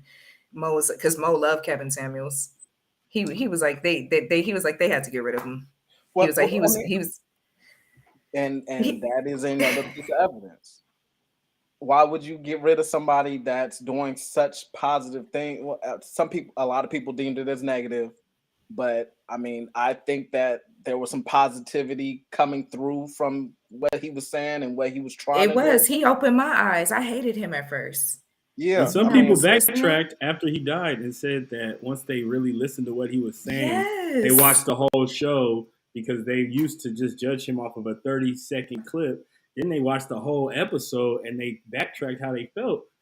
And that is, I feel like a lot of people who immediately connected with him because we understood what he was really trying to say. Long in the bigger scheme of things, you know, he was laying down building blocks, just like we're talking.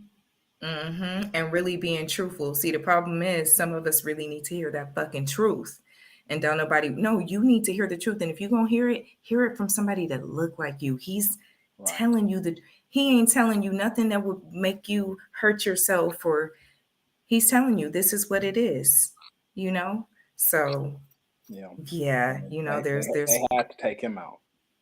Yeah, because he was sending a ripple. He was sending a whole vibration through the community. Once he got our ears perked up, then once he passed away, this dude named Andrew Tate came out of nowhere. Oh yeah. Damn. I was thinking, they're from a different. They definitely have a lot of differences. They do. They got different presentations. They're saying similar things. Not all the way. Not across the board. I'm gonna lean with Chris a little bit more. Not on across that the one, board, but I would say when it came to, because I feel like Kevin Samuels was talking to women on behalf of men, and I feel like Andrew Tate. Too. Yeah, and I feel like Andrew Tate is talking to men on behalf of men. On behalf of men. Right. Yeah. So there's some key differences there. Also, I would point out the fact that Kevin Samuels was very vocal about wanting to improve Black relationships. Oh, Tate really? has no Black agenda. Just like these politicians we was talking about. Shit, you got to earn my vote, and the way you earn my vote is by having a Black agenda. Tate has no Black agenda. I see what you're saying. Gotcha. Yeah, it's like more of a self agenda or whatever else agenda, but not. Yeah. And it's an agenda. I think it's a man agenda. I think it's a. There's difference. Yeah, I think it's like a masculine agenda. Yeah. Yeah. Which is understandable. He's a man. But yeah, both I think the closing point with that is, though, both definitely sent some vibrations in the community with the things that they had to say. And once you change the dynamic of a relationship and a family, of how people trust each other and all that, you know, they're like, oh no, hell no, wait a minute. Because all it takes is one thought. Thought is energy. It's a vibration. So we only talking love up on these building blocks, y'all. We ain't gonna have no building blocks this crumbling. Nothing will be dilapidated over here. That's right. Yeah. We kind of carried on with that one. Do y'all want to talk about the one with the barter? The building block for that? Or do you want to get into vibe of the week? We can touch on it. I got the clip. Okay. So we can touch on that, y'all. What we talking about is, y'all know last week we talked about the cashless society. So this is something I think that this probably has, I don't know if this is inspired from it, but just check it out. Right now. I don't want capitalism. I want whatever the hell that is. And I think I found it. Everyone, you're looking at the newest advocate for the Buy Nothing Project, where you can trade bread for a printer. So what is the Buy Nothing Project? It's pretty much a global grassroots movement that encourages people to connect with each other, to share resources, reduce waste, and promote community building. From my understanding, it was a bunch of Facebook groups, and now it's an app, but it's all about building relationships, having fun, and reducing our impact on the environment while reducing our consumption. Obviously, one of the biggest benefits to the Buy Nothing Project is it helps you save money. And once again, this is by exchanging goods and services with your neighbors. Now, this can be extremely helpful for people who are either tight on a budget or looking to live a more sustainable lifestyle. This is perfect if you're just looking for a blender or you just have extra stuff that you just need to get rid of. This is where you should go. Just remember, this isn't Facebook marketplace. The spirit of the group more so is the giveaway than the trade. And I think the biggest benefit to it all is the community building aspect.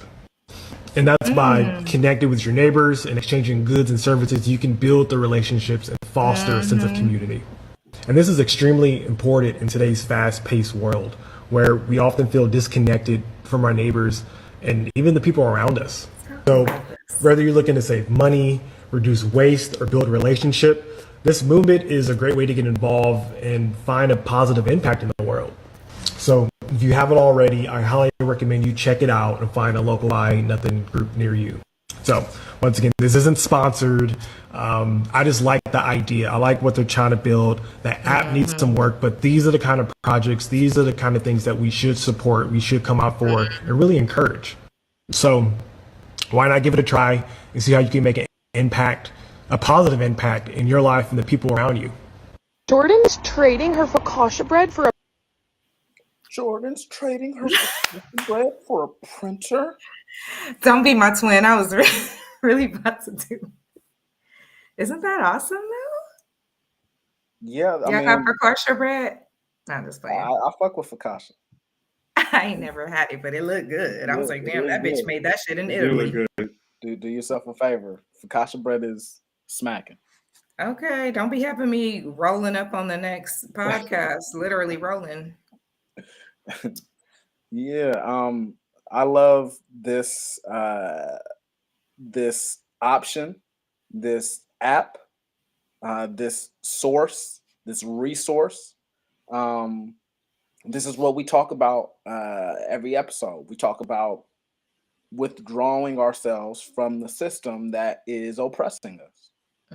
And it takes innovations and creations like this Buy Nothing app that will facilitate it. Now, as far as what it can truly do for us, that has yet to be seen or discussed. But anything that allows you an alternative to the system, I think is a good thing. Absolutely. I would totally agree. Think it's a modern day barter system. But I also love that it goes beyond just the aspect of trading. He was saying that they more so want to give, and it's about community building. And that's another thing that we also talk about. And LJ, just last week, we were all talking about this, how we don't, how neighbors don't really talk to neighbors no more, community doesn't really talk to community. You used to know the person down the street, like, hey, like, can I borrow some sugar? Can I, so it will help save money. It builds relationships. My mom had a neighbor, Erica, and they did this, of course, without the app, but they would do things for each other. She was Mexican, or she is Mexican. My mom, Black, of course. During Christmas and holidays, they exchanged food. My mom liked tamales. She knew how to make them during the holidays. She would bring my mom a whole bunch of tamales of different flavors. I didn't even know they made fruit tamales, y'all. But she would do those type of things. And so it just became like a little barter thing. I even bought her a turkey one time. I went to a food drive, got her a turkey and stuff because she did things for us. It was just such a beautiful relationship. And where it really came in, where community came in handy, is because she ended up taking in her nieces and nephew, because their parents their heads had got decapitated by the drug cartel in Mexico. And she was struggling. So, and it was the holidays, but guess what? We knew her and we exchanged over the years. So we were able to help her out during the holidays, and it's not like she was just some broke woman, you know what I'm saying? But it was hard times, and we knew. We lived next to her. So just to have that, and it's not like they weren't like close friends. They were just really good neighbors. Really good That's all neighbors. it takes. Just be a good person and have that good intention. That would be about your actions. You don't have to be the best friends with somebody to help them out. To exchange, right? We are such communicative beings. I think people think it's like friends or nothing. And so, and it's all kinds of different relationships that can evolve, you know what I'm saying? And so, yeah, I do like this idea, and I hope that it grows. and that more and that it could possibly help and aid in breaking the system, this monetary system that they like. Imagine new barter system clears out US debt. Yeah, right. But yeah, that ain't happening. I mean, on the point of thanks for your optimism. No, I'm just playing. I'm just kidding. You right. I mean, shit, $30 trillion in debt. God, Yeah, like what's 30 like it's yeah, we're that ain't going nowhere. But shit. I do think that this barter system will be really useful coming up pretty soon, because they are trying to do away with cash, and so a lot of people still operate solely on cash. A lot of people work at jobs and get paid under the table. A lot of immigrants who work Right. they and who are not Right. who don't have papers, they get paid under the table. So think about what this cashless system is really, who it's really disadvantaging it, and who it's advantaging. So there will be a Wow. need for these type of systems, and so the faster that these apps can be created, it'll allow people to have a livelihood that they won't be able to once they do away with cash. And you know what? And actually really be compensated for what they do. And actually, cause look, I'm gonna start braiding bitches' hair. Like, look, I don't braid, but I'll do it for you. You know what I'm saying? I Mhm. know how. I don't want to, but if I need to, so I can, I'll braid two heads and you pay my rent. No, I'm just playing. But really, I mean, yeah, I didn't even think about that. All the Yeah, me people that neither. are not even like, we know you got straight A's in school, Chris. But Straight up, wow. bro. Like, damn, Right. Look, I he wish. got a super A in critical thinking. I But wish. he was teaching the class. man, What you mean? right, okay. The critical thinking 1.2.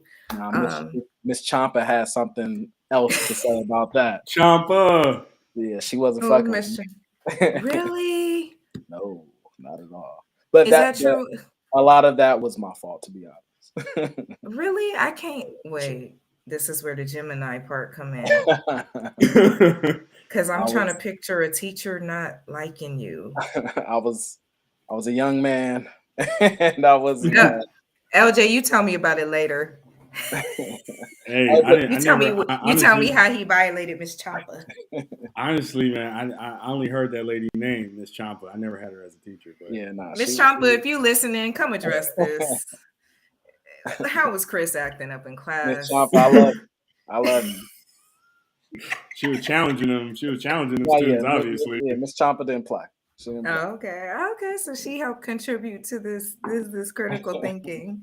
But it's so true. So y'all, if you have goods and services that you feel like you might want to exchange on this app, here you go. This is something I'm definitely going to be looking into. You can goods and services. That's what we should be doing anyway. Because what are these money receipts? And then, when they start paying digitally, just think about how they want to punish you when they don't want to pay you for something you didn't do. You didn't pay that speeding ticket. It's coming out your electric check. You know. That's real. I like this idea. I think it lets people tap into the stuff that they might be naturally good at that they can't quantify, with a dollar amount. Yeah, exactly. But it could help somebody else, I Like love it. some people, they're like really good at cooking, but they don't work at no restaurant, but they could help feed this family over here or whatever. And somebody's really good at building shit, but they just good at it. Like, how you meet somebody and they just be good at doing certain types of shit that you just don't know nothing about. That's perfect. I love this kind of idea. Me Like, too. man, somebody come build a little situation for me, man. I'll produce your podcast. I don't know. We'll figure it out. Yeah. You know what I mean? I'm gonna try and practice it with certain things. I mean, people do it with friends sometimes with little favors, but yeah. So y'all ever want to Yeah. border me? I don't know why I feel like a gangbanger when I say that border. Changing up the roles. I know. Let me stop perpetuating violence. It's that gangster rap. Right. So heavy. So yeah, y'all got any last say on that before we hit the vibe of the week? No, not at all. The biggest thing that it will facilitate is just community. So I love That's it. very true. I love it. That's very true.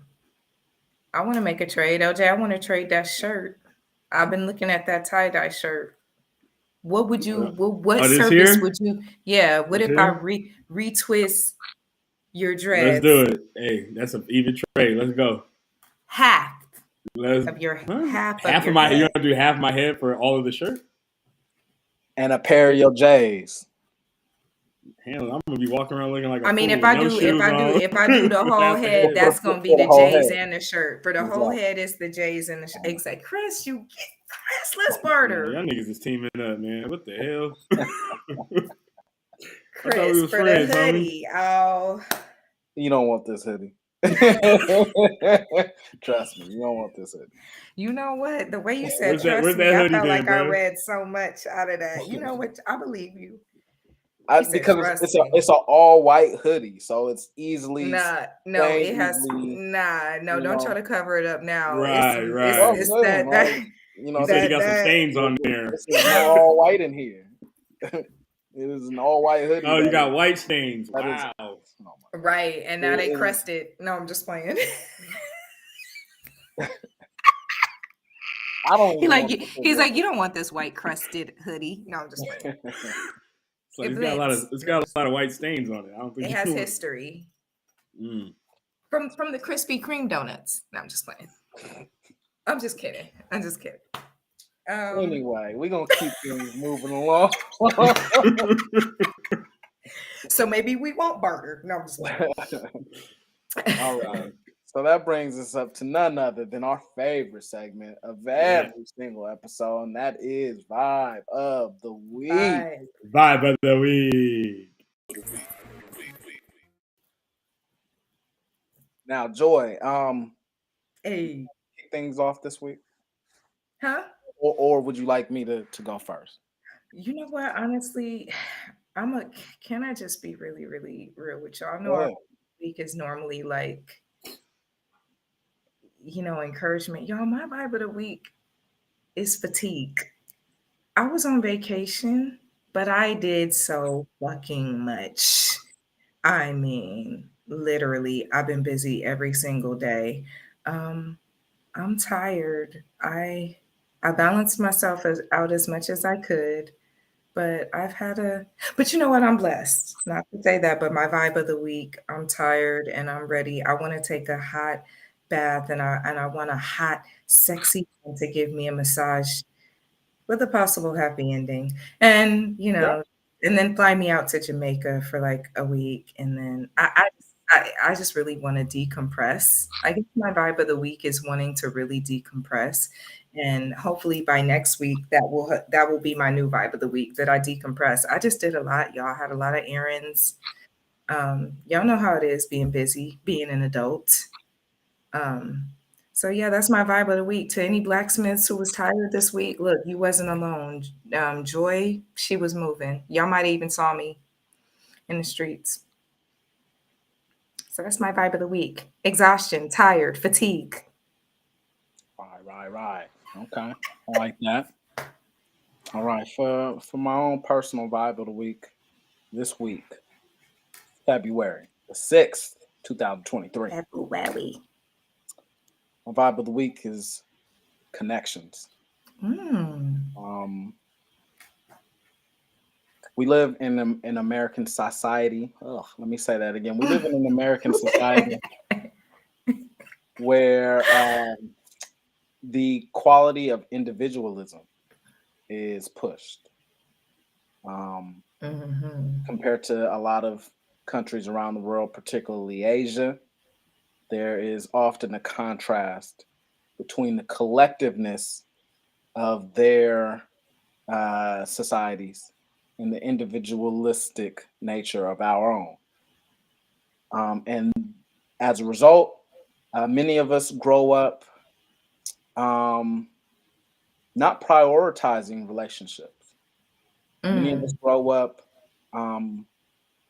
being independent, which we, shed light on Right. earlier in this podcast. You don't need another person to help you get to a certain goal, um, because you can rely on yourself, which is an important quality in itself. But if you want to go far, you got to take somebody else with you. If you want to go fast, go by yourself. This is an old African Mm-hmm. proverb. If you want to go fast, go by yourself. If you want to go far, go with somebody else. Mm. And for myself personally, I have not always been the best at that. I was raised by an independent, mother, and as a result, I sought to always do things independently. And as much as a strength of that can be, it also could be a major flaw. Um, and so for the past couple of weeks, it's not only the vibe of the week, but it's the vibe of the past few weeks. I've been really trying to reconnect Mm. with friends, with family, with people that mean something to me, because I'm realizing as I'm a year older that I can't do this on my own. Mm-hmm. And it takes a sense of maturity, it takes self reflection to arrive at that conclusion. Mm-hmm. Once you arrive at that conclusion, now it's time to execute.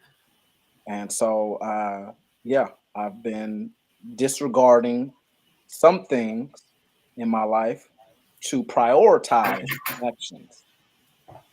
And, it feels uncomfortable. This is a growing lesson. This is a growing pain, because it does not feel good to me to rely on people. It's very uncomfortable. Mm. Mm. But I'm learning it, and as I'm investing in people, I'm seeing the same investment come back towards me. And it's that cycle that we talked about in the building block segment, where all it takes is effort on somebody's part, and then from there it'll be perpetual. You won't have to put in as much effort as you once did, because the system is rolling. It's a system, Mm-hmm. natural system. We are social beings. Human beings are social. You are not Mm-hmm. meant to be by yourself. You are not Mm-hmm. meant to be in solitary confinement. That's why they use it as a punishment. Mm-hmm. Mm. Crazy when you're by yourself. Mm. I can testify to Mm. that. So that's my vibe of the week. It's connection. It's important. It's something that should be prioritized. It's something that has great benefits if you invest in it. You'll immediately start to feel it back. So, So Blacksmith, if true. you're out there roughing it on your own, just know, for one, you don't have to, and for two, you shouldn't, because it's not good for the mental. It's not good for the spirit, and I'm sure it's not good for the body in some way. A big part of longevity, studies show, is socialization. Social relationships are the greatest uh, indicator of somebody's longevity.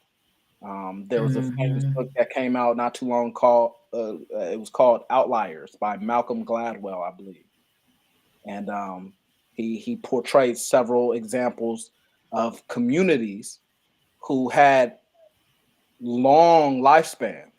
Long Mm. lifespans. When he went Wow. in and he studied, like, damn, is it their diet? Is it their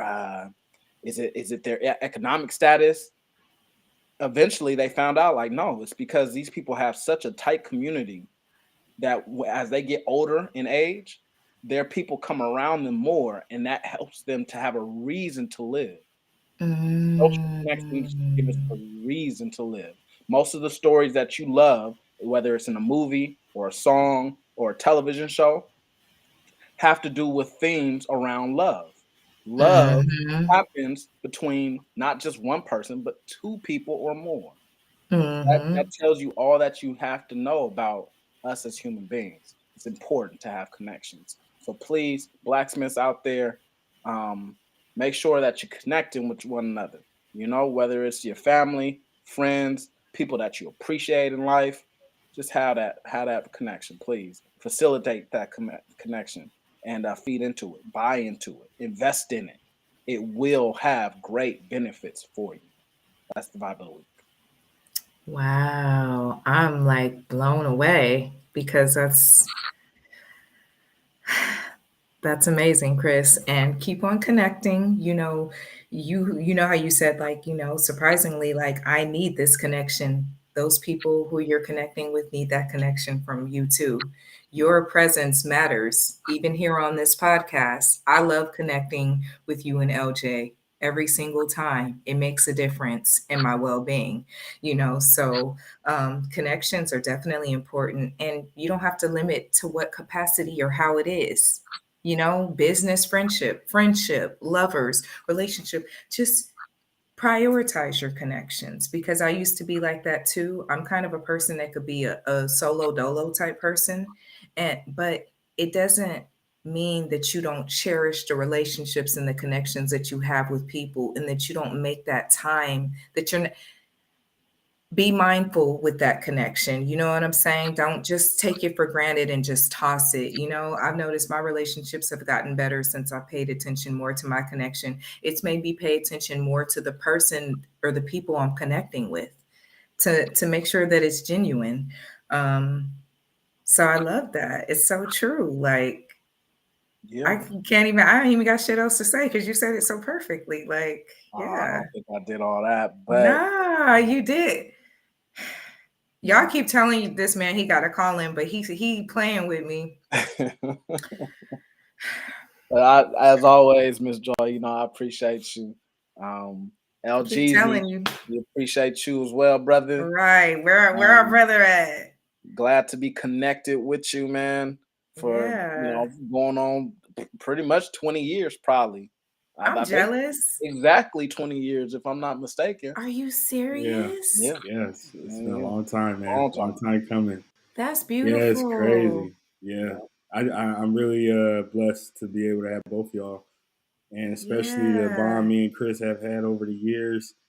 I think I was maybe telling you this while I was drunk on my birthday, but I did think that I would know you this long. It's like, Right. when you meet people, you don't know how long they're gonna be in your life. Sometimes Yeah. people are seasons, sometimes people are around forever. So it's really amazing. Right. It's LJ, awesome. I thought you was just gonna be a coworker. I was like, oh, this was a cool coworker, and Same that was here. what's up. And then we started doing music, And look, yeah, and we just always had that, like we always clicked. it's so Yeah. dope. It's so dope when Yeah. you look back on people that you met in one Yeah. instance, in one environment, and then where you are later on. It's like it's just an amazing thing. So And look, check we out are this blessed. connection. This is how what Chris was saying. This is how important it is. Would I have ever known Chris? If Right. now I know Chris, now I have somebody else Right. who's a friend, who, Yeah, I mean, no, we ain't besties. Our relationship is still growing. But the fact that, you know what I'm saying? How I hit y'all up and I absolutely. had a situation, I was like, I'm pissed. Let me hit them up about it.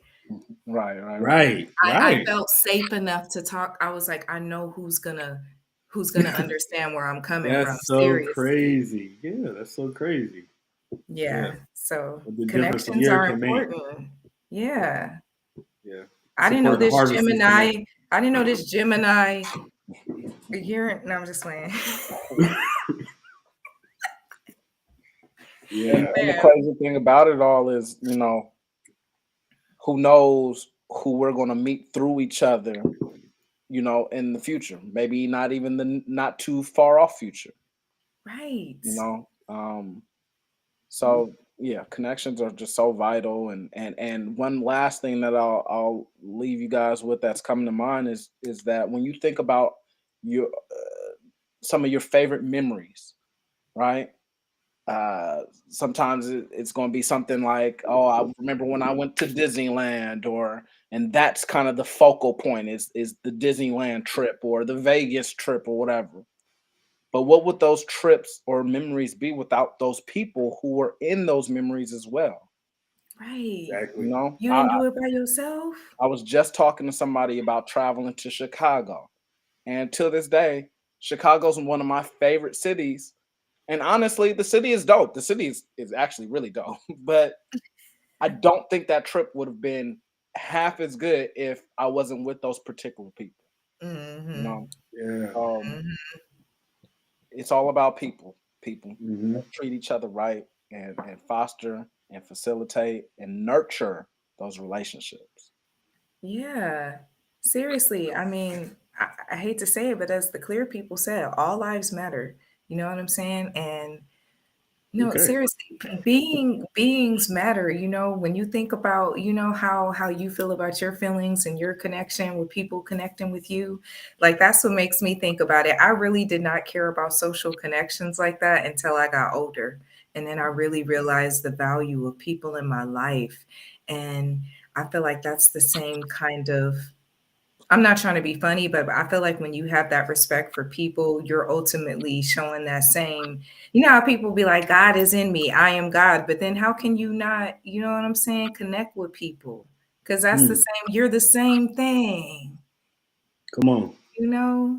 Now you So, preaching. Yeah, That's don't get me real. started. like, Don't get me started on that tip, please. We'll be here but for for another two real, hours. But yeah, that's right. very true. That's real. Real Yeah. talk. It's real talk. Yeah. So I love that. Yeah. That's a vibe of the week right there. Oh Wow. yeah. I We love that. vibing. We are vibing here in the bronze room. Blacksmith community, thank you so much for joining us again. Thank you for coming home. Now, you ain't got to go home right now, but you got to get the hell up out of here. And we'll see you next week, right here, same time, same place, on the bronze room.